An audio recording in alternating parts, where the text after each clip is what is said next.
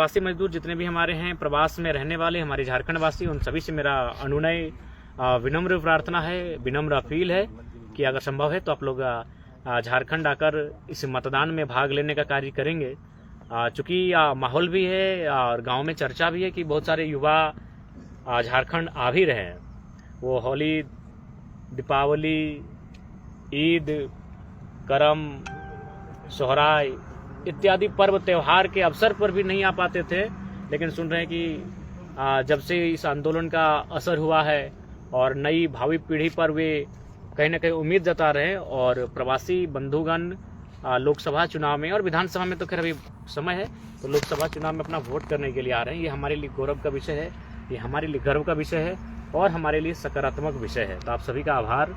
और पुनः रिपीट करेंगे, जितने भी हमारे प्रवासी बंधुगण हैं, अभिभावक हैं, मित्र, हित, कुटुंबजन हैं, अगर संभव है तो आप कृपया करके लोग अपना जहाँ भी आपका क्षेत्र है वहाँ आने का कष्ट करें।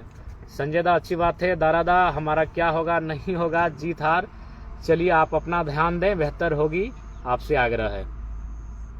और भीमसेन दा सऊदी अरब से जुड़े हैं। और जहाँ तक अकाउंट का सवाल है, अकाउंट नंबर हमारे सोशल मीडिया प्लेटफॉर्म के माध्यम से डाल दिया गया है, QR कोड भी डाल दिया गया है।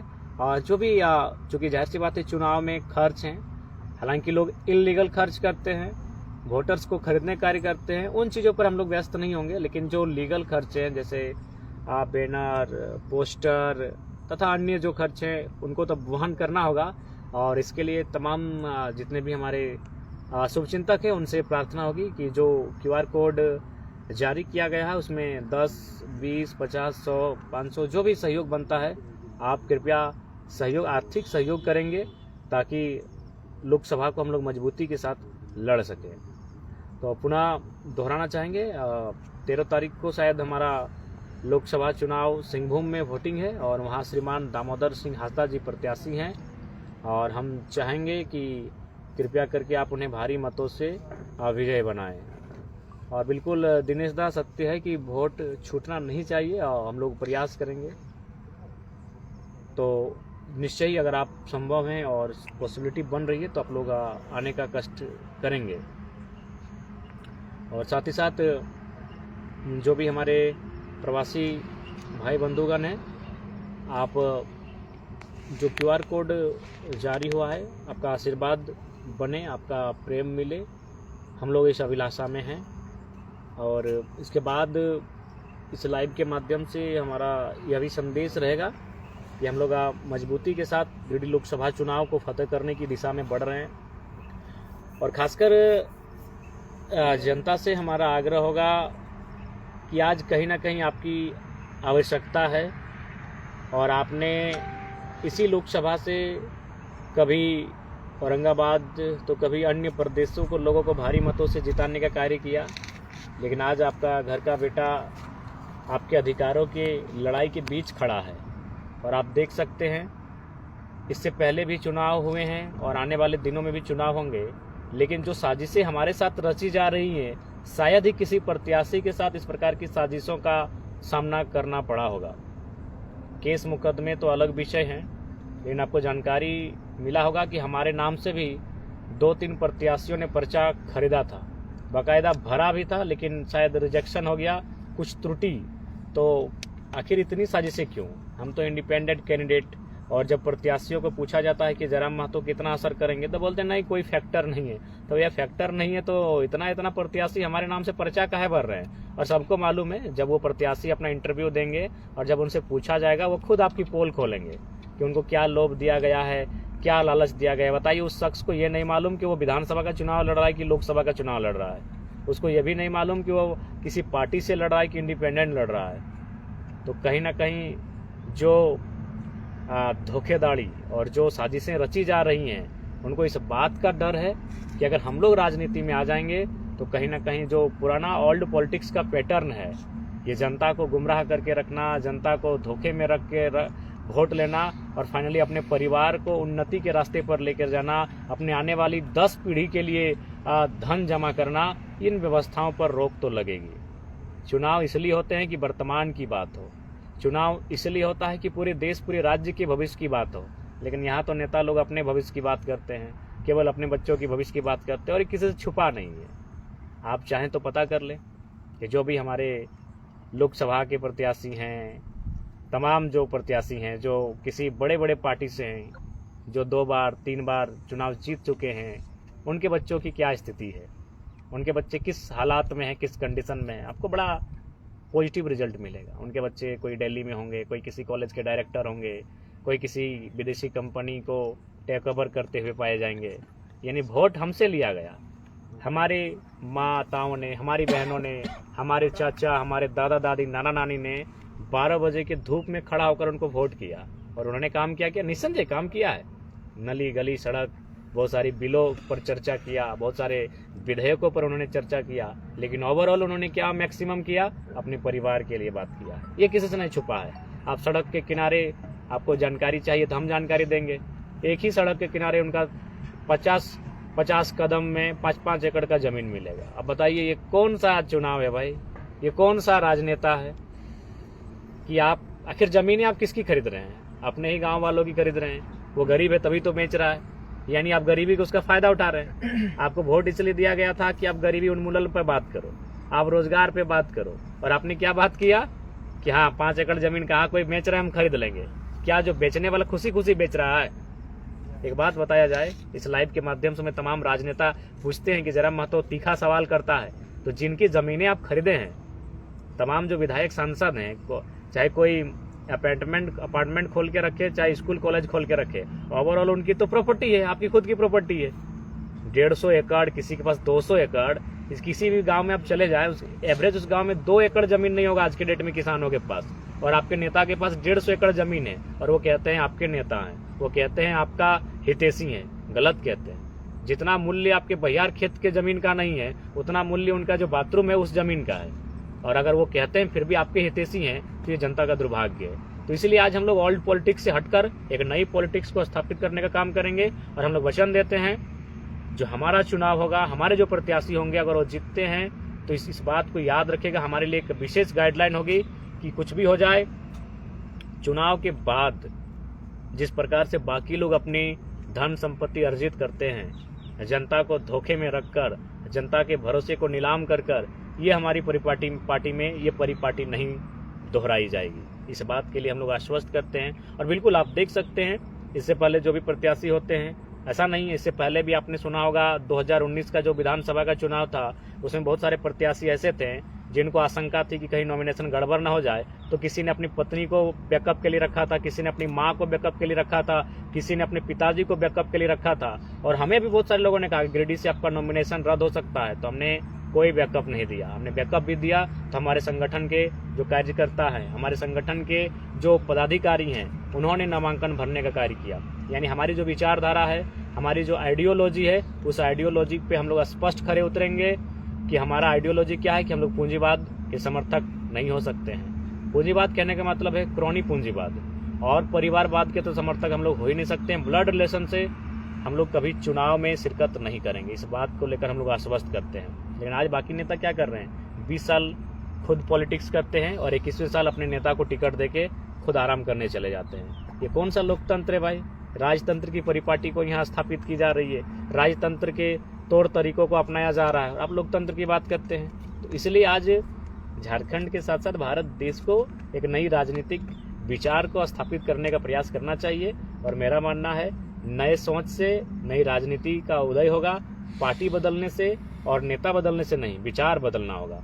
और विचार क्या है आपको मालूम है, ये देश जहां एक और असमानता की खाई में घिरा जा रहा है, वहीं हमारे राजनेता ऐसो आराम का जीवन यापन करते हैं। हमारे राजनेता जब बेरोजगारों के रोजगार की बात आती है तो चुप्पी साध लेते हैं, जब रेलवे में वैकेंसी की बात आती है तो चुप्पी साध लेते हैं, जब नियोजन और नियमावली की बात आती है तो चुप्पी साध लेते हैं। लेकिन जैसे उन्हें पता चलता है कि नहीं 2,88,000 झारखंड के विधायकों का वेतन किया जाएगा, सब तालियां बजाते हैं। ये उनका मानसिकता है, ये उनका चरित्र है कि जब हमारे नेताओं का इंक्रीज होगा उनके वेतन में, तब वो आनंद लेंगे।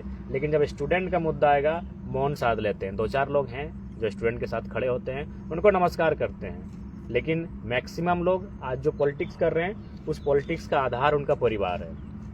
ये किसी से छुपा नहीं है। चाहे सांसद की बात रहे, विधायक की बात रहे या प्रत्याशी, आप देख सकते हैं कि उनके परिवार, कोई सांसद है तो उनकी अर्धांगिनी विधायक है, तो उनका बेटा विधायक की तैयारी में है, तो उनका कोई बेटा फलाना कॉलेज को देख रहा है, दूसरा बेटा दूसरे कॉलेज को देख रहा है। तो आज अगर हम लोगों से, इसीलिए आज आखिर लोग हमसे भयभीत क्यों हैं? हम तो अभी मुखिया के चुनाव नहीं जीते हैं और हमारे साथ इतनी साजिशें अभी क्यों हो रही हैं? इतने भयभीत लोग होने क्यों लगे हैं? तो कारण यही है कि हम लोग एक नई आइडियोलॉजी के साथ पॉलिटिक्स करने जा रहे हैं। इस पॉलिटिक्स में अगर हम लोग कामयाब हो जाएंगे तो निस्संदेह एक नया भूचाल आएगा, एक नई विचारधारा का सृजन होगा। तो ऐसा नहीं है कि कामयाब होंगे नहीं होंगे तो उसके डर से हम मैदान में कदम ही ना रखें। ये सबको मालूम है, जिन्होंने जन्म लिया है उनको मरना होगा। तो इसका मतलब ये थोड़ी है कि मरने के डर से वो जीना छोड़ देंगे, मरने के डर से वो खेलना कूदना पढ़ना लिखना नौकरी करना खाना घूमना फिरना छोड़ देंगे। सबको मालूम है एक दिन मौत सबको आएगी। तो ठीक उसी प्रकार हम लोग एक नई विचारधारा की पॉलिटिक्स को स्थापित करना चाहते हैं, एक नई आइडियोलॉजी को परिभाषित करना चाहते हैं। अब उसमें सफलता कितनी मिलेगी नहीं मिलेगी ये हमारा संघर्ष तय करेगा, ये हमारा मेहनत तय करेगा। लेकिन हम पीछे क्यों हटे? कुछ तो नया करते हैं, एक प्रयास तो करते हैं। और बिल्कुल आप लाइव के माध्यम से फिर दोहराएंगे, अगर हम लोकसभा चुनाव गिरिडीह फतह करते हैं, जैसा कि अभी उम्मीद जताई जा रही है और हम लोग फतह करने की स्थिति में हैं और बढ़ भी रहे हैं आगे, तो हम लोग पहला काम करेंगे कि जो हमारी खुद की सैलरी होगी वो 75% जनता के बीच डोनेट कर दी जाएगी। क्योंकि नई सोच से नया भारत बनेगा, नई सोच से नया झारखंड बनेगा। आज देख सकते हैं ईडी किसी मंत्री के घर छापा मारती है तो सीधे करोड़ों रुपए में बरामद होती है। बताइए, जिस देश की जनता भूखी हो, जिस देश की जनता इलाज के अभाव में दम तोड़ देती हो, उस देश के अगर नेता मंत्री कई करोड़ रुपए अपने तिजोरी में भर के रखेंगे और आप उनसे अपेक्षा करेंगे नए भारत का, नए झारखंड का, तो यह अशोभनीय है। इसलिए नए यूथ को पॉलिटिक्स में आना चाहिए और नए विचारों के साथ पॉलिटिक्स में आना चाहिए। एक ऐसे विचार जो सामाजिक न्याय को परिभाषित करते हों, ऐसे विचार जो समाजवादी सोच को परिभाषित करते हों, ऐसे विचार जो समता को परिभाषित करते हैं, यानी सबको अवसर मिलना चाहिए। और मैं पुनः कहूँगा, हम लोग एक न्यू पॉलिटिक्स को आधारित करने आए हैं, स्थापित करने आए हैं, परिभाषित करने आए हैं। सफलता हमारा संघर्ष सफलता को तय करेगी और उम्मीद करते हैं कि आप इस संघर्ष के साथ हमारे साथ खड़े होंगे। और कहीं ना कहीं आज जिस प्रकार से हम लोग को सताया जा रहा है, जिस प्रकार से हम लोग को साजिशों का सामना करना पड़ रहा है, तो ऐसी परिस्थिति में आपके आशीर्वाद का अभिलाषी हैं हम। आपके आशीर्वाद पर हमारा हक बनता है। आप आने वाली पीढ़ी अगर कभी मुखर होकर बोलेगी तो आज आपका समर्थन करेंगे तभी बोल पाएगी। अगर आज युवाओं को, जो युवा आंदोलन के गर्भ से निकल कर आए हैं पॉलिटिक्स में, अगर उनको सहयोग ना मिल पाएगा तो फिर भविष्य में कौन छात्रों के लिए बात करेगा, कौन पेपर लीक पर आवाज बुलंद होकर बात करेगा, कौन सीजीएल परीक्षा पर बात करेगा, कौन जसस की परीक्षा पर बात करेगा? वे परीक्षाओं पर तभी बात कर पाएंगे जब उनका मनोबल बढ़ेगा। तो उनका अगर मनोबल बढ़ाना है तो चुनाव की राजनीति में, इलेक्टोरल पॉलिटिक्स में वो कदम बढ़ा चुके हैं। इलेक्टोरल पॉलिटिक्स में उनका स्वागत कीजिए, उनको प्रेम दीजिए, उनको समर्थन दीजिए और अच्छे मतों से उनको विजय बनावें, ताकि वो सदन में जो बातें वो सड़क में करते थे, सड़क में जिन आंदोलन की बातों को करते थे, सड़क पर जिन नीतियों की चर्चा करते थे, उन नीतियों की चर्चा वो सदन में करें, उन बातों को वो सदन तक लेकर जाए, तभी उनका मनोबल बढ़ेगा।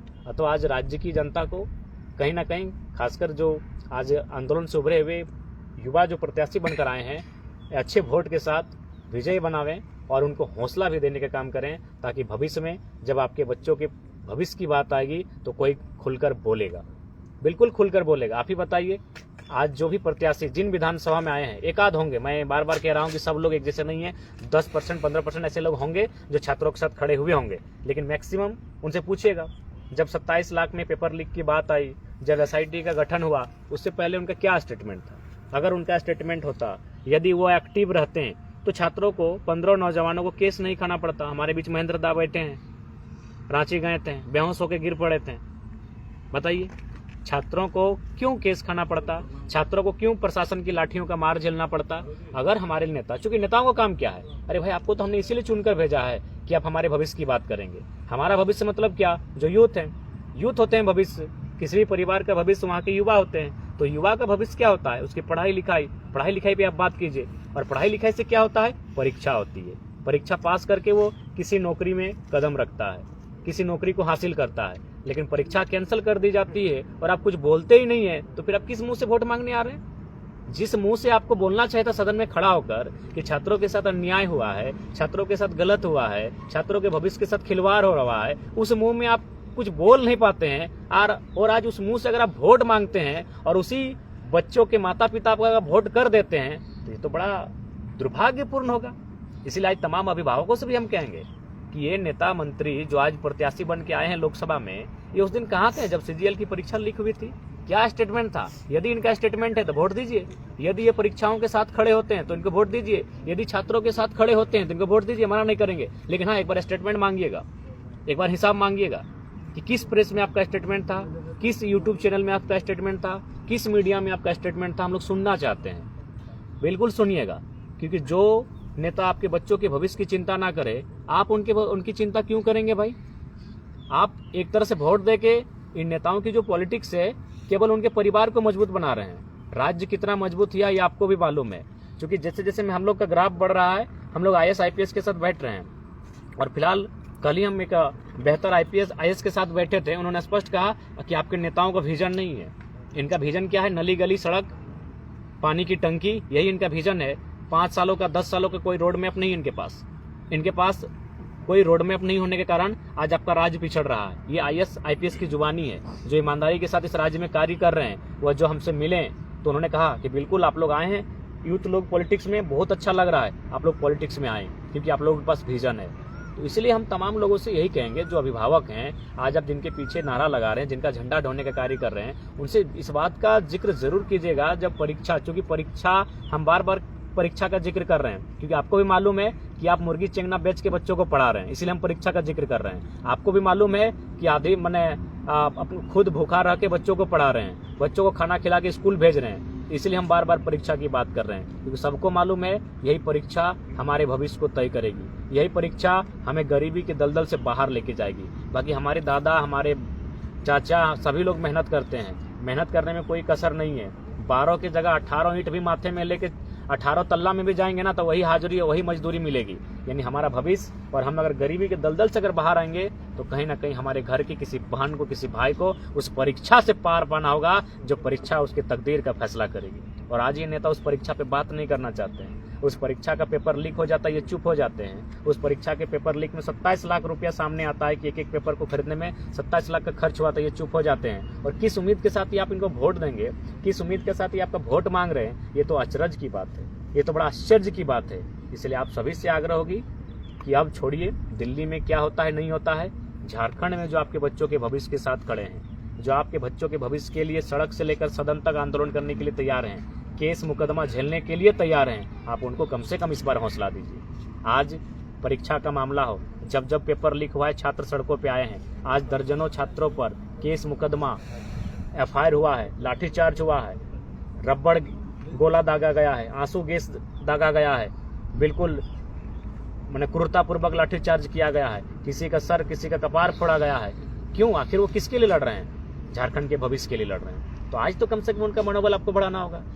आप जिनको वोट दे रहे हैं उनसे और छात्रों से तुलना करें कि छात्रों का विजन कैसा है और उनका विजन क्या है। आप पता कीजिए, देख रहे हैं ED का छापा पड़ रहा है, क्या हो रहा है। हाँ, मानते हैं ED एक पक्षीय कार्रवाई कर रही है, लेकिन फिर भी गलत तो है ना भाई। जिनके पास छापा पड़ रहा है वे लोग करोड़ रुपए उनके घर से निकल रहा है। अगर वो पैसा इन्वेस्ट होता रोजगार के मामलों में, वो पैसा इन्वेस्ट किया जाता एजुकेशन के मामलों में, उन पैसे को छोटे छोटे उद्योगों में इन्वेस्ट किया जाता, या फिर राज्य सरकार एक नई बेहतर पॉलिसी के माध्यम से उन पैसों को कहीं इन्वेस्ट करती, उन पैसों से कोई बेहतर कार्य करती, तो वो जनता के लाभ के लिए आता। तो उनका विजन क्या है ये आपको स्पष्ट दिख रहा है।